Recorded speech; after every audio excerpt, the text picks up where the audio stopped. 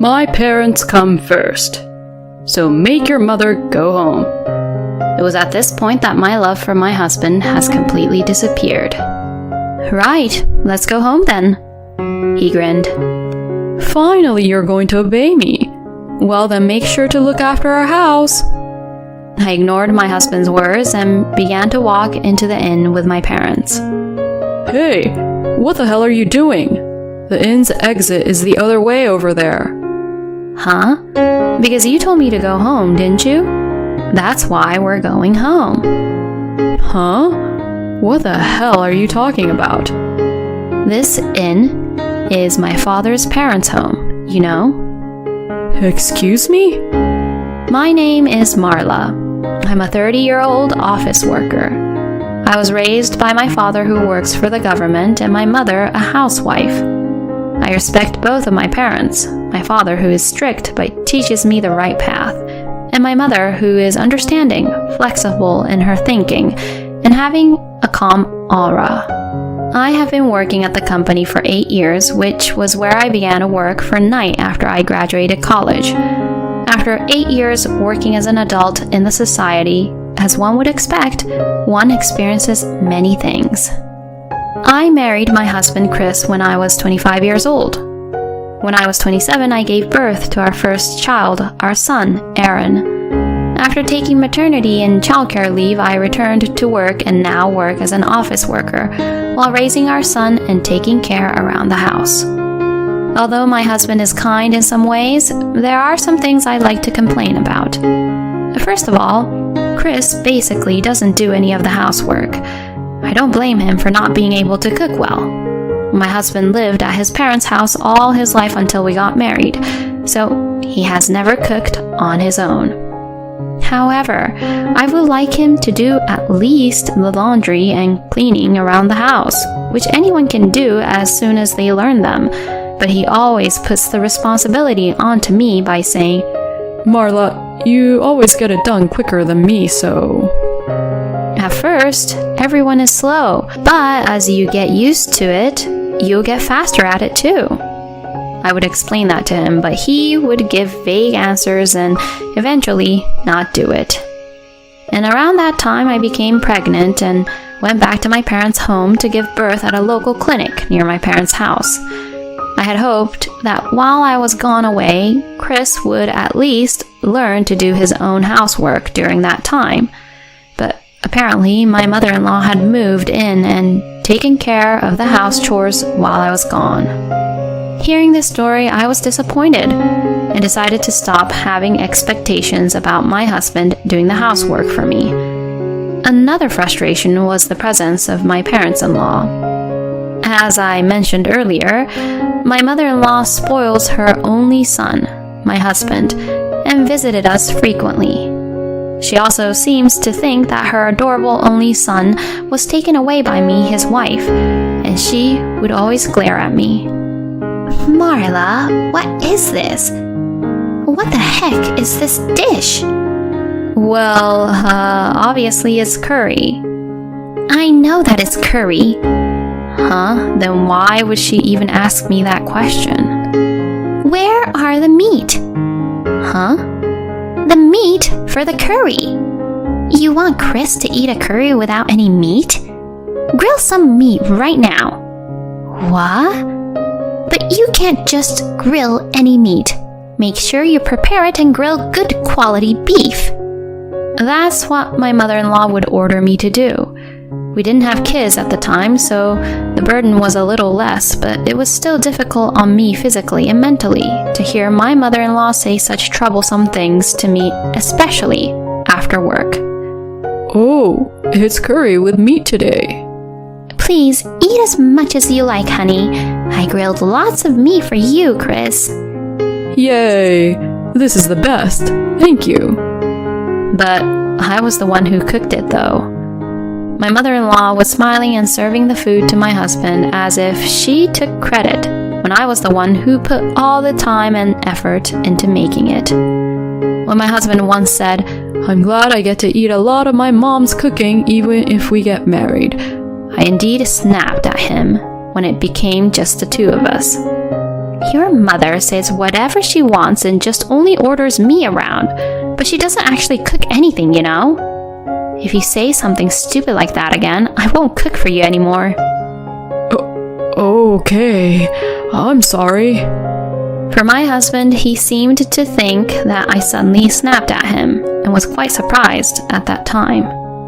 But on the contrary, it seemed to have a positive effect, and after that, when my mother-in-law served food in front of my husband, Chris would also ask, saying, Did Marla cook this? And every time I would reply, Yes, I cooked it. Then my husband would say, Marla, your meals are delicious. I thought at the time that he was a person who could understand if I say it properly, but this in turn made my mother-in-law jealous. Marla, I'll cook today. What? Saying that, my mother-in-law bought a lot of ingredients. That's a lot. Are you okay? I'll make you realize that what Chris really likes is my cooking. Saying that, my mother-in-law began to cook. I made these meals today. Here, eat up. Oh, wow, it's steak. Mom, your steak is really delicious as always. My husband ate it happily. Seeing this, my mother-in-law said with a look of triumph, See, my cooking is better than yours, isn't it? But to be honest, I didn't feel irritated at all or anything like that. It didn't matter how good my mother-in-law was at cooking, because it was a given that the food was delicious. All of the ingredients my mother-in-law bought were from high-end stores, and the meat for the steaks were quite expensive. I mean, if she bought it from a place like that, it'd be actually hard to make it not tasty. I may have overspent a little though, so Chris, I'm sorry. My mother-in-law would pretend to apologize like that to Chris. My husband, who does not do any housework and doesn't really care about food expenses, said, Oh, it's fine. Marla is managing the household budget. And told me to pay for what his mother bought today. I was astonished when I saw the receipt she gave me. It had cost $200 for just one meal. Not only was the meat expensive, but the caviar for garnish, the organic vegetables, the wine that cost a lot for cooking, and so on. The way she spent the money was just reckless. After that, I decided to try not to spoil my mother-in-law's mood and tried to be nice to her. Then my mother-in-law got into a good mood and stopped causing trouble. But it was still stressful for her to come over to our house so often. Later, after the birth of my son, not only my mother-in-law but also my father-in-law decided to come to visit us frequently too. This boy is going to be a big shot like me in the future. Let's buy him a lot of nice things while he's still young so he can prove his sense of style. My father-in-law would say things like that and buy expensive baby items on his own. When I say, I think something a little cheaper would be fine, he gets angry and won't listen, saying, What if that makes his taste worse? And wouldn't listen to me. I wanted to ask my husband for help, but he was too busy being with my mother-in-law to help me out. My husband, being the insensitive husband that he is, didn't really understand that I was in trouble. When my son was newborn, my father-in-law was still working, so he only came on weekends. But this year, my father-in-law is retiring. If that happens, my father-in-law will definitely come to see my son on weekdays as well. I shudder just thinking about it. Incidentally, this year is my mother's 60th birthday. I wanted to do something for her to thank her for raising me. I wanted to do whatever she wanted, so I went home for the first time in a while and asked my mother, Is there anything you want to do for your upcoming birthday? You don't have to worry about it. You're busy too, aren't you? No way. It's your 60th birthday, so let me celebrate it properly. That's right. Thanks to you, honey, I've always been able to live comfortably. Let me thank you properly at a time like this. My father said that, and my mother laughed in embarrassment. What are you doing, saying something like that out of the blue? What? I was just saying what I was thinking. seeing my father, who was strict but unintentionally making those kind of comments, and my mother, who was embarrassed, I felt at ease. Oh yeah. Oh, I might have a place I want to go. My mother says so, and I leaned forward to ask, "Oh, where do you want to go?" To your father's hometown. Marla, you were born right after we got married, so we haven't really had a chance to sightsee around. I see. Father, your hometown is known to be a ski resort, right? Yeah, it is. I haven't been back there in a long time, and since it was my hometown, I didn't really go skiing that much. After coming to the city for college, I realized how precious my hometown was. Let's celebrate Mom's 60th birthday with a trip to the ski resort in Father's hometown then. Oh, that's right, Marla. I want the inn we're staying at to be here. Saying that, my mother showed me the screen of her smartphone. It showed the website of a certain inn. Oh, is this place? Yes, it is. You might be too small to remember. No, I remember. I was about 3 years old, right? What the heck?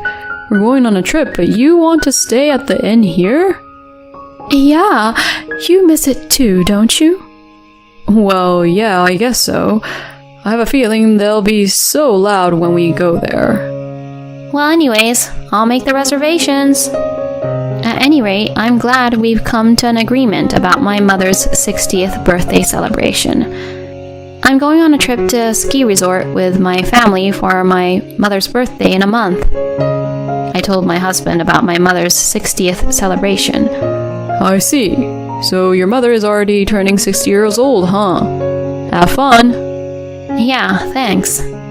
My husband agreed without any objection at the time, but later on, he suddenly says something outrageous. For the ski resort trip to your mother's celebration, we're going to join you. What? What do you mean, we?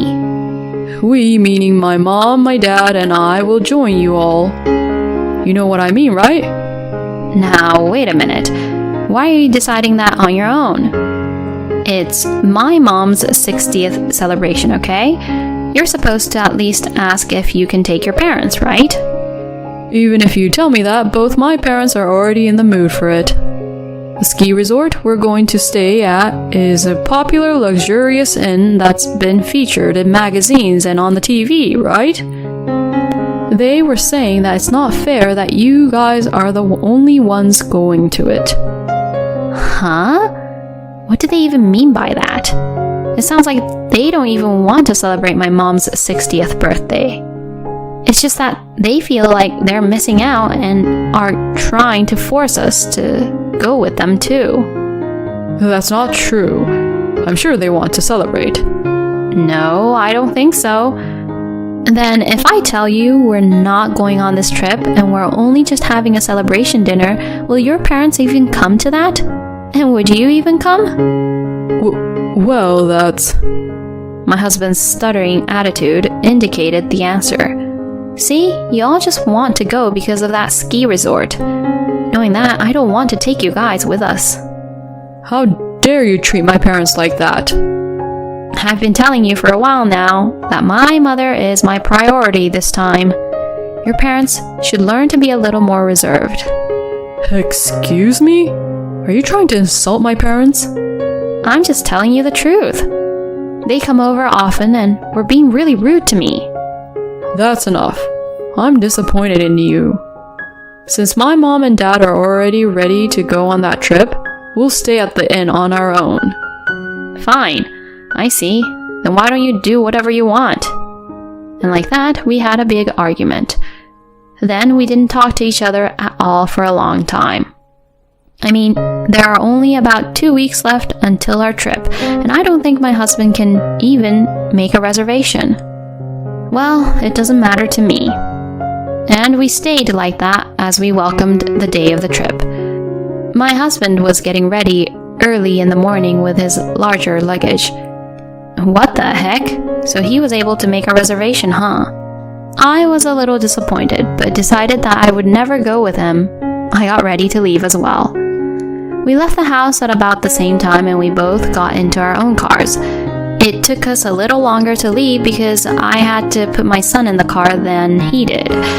We then stopped at my parents' house to pick up my parents, and then it was off to my father's hometown. We decided to leave our luggage at the inn first, so we went straight to the inn. It seemed that my husband and his parents were thinking the same thing, and we saw them at the reception desk first. Seriously? Can't believe we'd meet them here so easily like that. When we arrived at the reception, my husband said something outrageous. I'm Marla Linden, and we have a reservation for 3 people. What? I couldn't believe my ears. Wait a minute, what are you doing? Huh? Who are you? You just tried to spend the night at the inn trying to use my reservation name. Don't say such a thing. I made the reservation under my mother's name. My husband acted as if he was a stranger to me and said such an outrageous thing. In short, he tried to take away the reservation I had made by making my mother-in-law into someone named Marla Linden. As expected, even my parents were appalled by seeing how my husband acted. I was ashamed that such a man was my husband, no matter how much we were in a fight. The receptionist, a young woman, was bewildered by the trouble unfolding before her. Since we were getting nowhere, I decided to show her my ID. I am the real Marla Linden. The staff member said, "Yes, ma'am. Thank you for presenting your ID card." And they recognized me as their proper guest. Then my husband and in-laws started to make a fuss. Hey, do you want to exclude us that badly? What a terrible wife you are. What a selfish woman you are. My in-laws were making a fuss without having any care in the world who was looking at them. And then my husband says something outrageous. My parents come first, so make your mother go home already. He had tried to stay at the inn by pretending to have his mother be me, and now he was forcing me to give him the right to stay at the inn. It was at this point that my love for my husband had completely disappeared. Right, well, let's go home then. He grinned. Finally, you're obeying me. Well then, make sure to look after our house well. I ignored my husband's words and walked into the inn with my parents. Hey, you! What are you doing? The inn's exit is the other way around. What? You told me to hand over our reservation to you, right? So, we're going home as you asked us to. Huh? What the hell are you talking about? This inn is my father's parents' house, you know? Excuse me? My husband and my in-laws were just speechless. You're kidding, right? This luxurious inn is your father's parents' house? Then a woman in her 60s came out from behind the reception desk. Oh, Henry, welcome. Have you come already? That woman is my father's sister. In other words, she's my Aunt Paula. Hey, Paula. It's been a long time. I just came to drop off our stuff for now. Oh, hello, Paula. It's been a while. Oh, Linda, it sure has been a while. Then, is that beautiful lady over there, Marla? Auntie, it's been a while. You've become so pretty. My aunt was a very powerful person, the opposite of my quiet father. Come on, hurry up and carry the stuff now. Beth, please help them. Yes, ma'am. My aunt instructed the woman who was working at the reception desk. Then my aunt looked at my husband and his parents, who were standing there stunned, and called out to them. Oh, have you made any reservations, sir? May I ask your name? My husband and his parents, who had watched our exchanges, could no longer stay at the hotel using my name. But my parents-in-law didn't care. We had made reservations to stay with Marla, you see. That's right. There should have been a reservation for 6 people. I can't believe my parents-in-law would say such things like that. Then, my husband started to get in on it too. That's right. And yet, we were told that the reservation was only for 3 people. Isn't that strange? It was your mistake, wasn't it? Shouldn't you have prepared a room for us somehow? It was beyond the disappointment I had for them. They were just doing too much.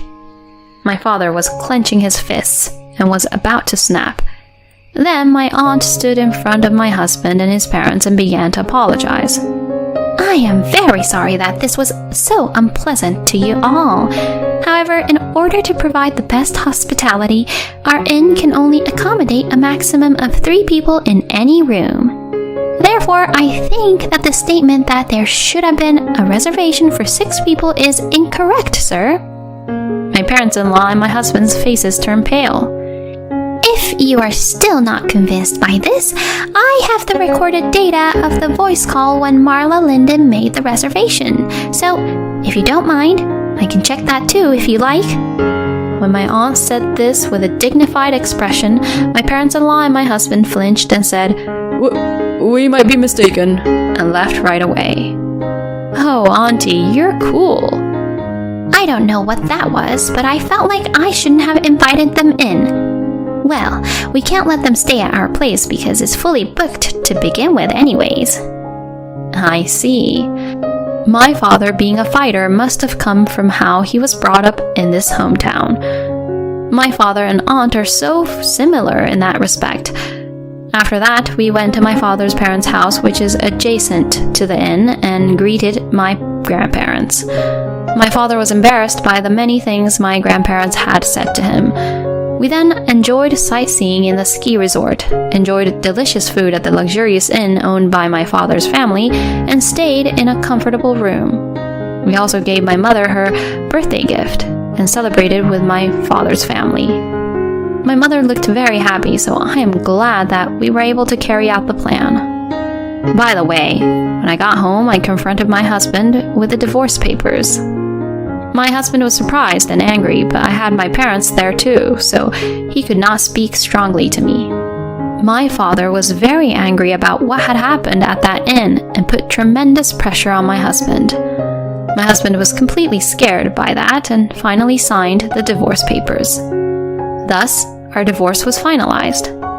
I demanded that there be no division of property and that I have custody of my son.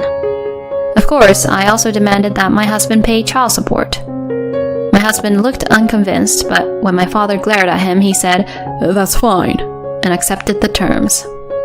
After that, I returned to my parents' home, and with the help of my parents, I am raising my son while working as a single mother. By the way, my ex-husband blamed my ex-parents-in-law, saying, It's you two's fault that I got divorced, and cut off ties from them. Then Chris's mother, who loves her son dearly, blamed her husband, saying, It's your fault that my son is gone, and blamed everything onto Chris's father. Then Chris's father, who felt offended, said, Well then, let's get a divorce. And now they're both divorced too. I didn't think it would end up like that, but it was hilarious, and I think they all got what they deserved. I, on the other hand, am very happy with my family. My mother's room is decorated with family photos taken together to celebrate her 60th birthday, and we talk about going on trips together again. Thank you for watching to the end. Please subscribe to our channel if you like. See you in the next video.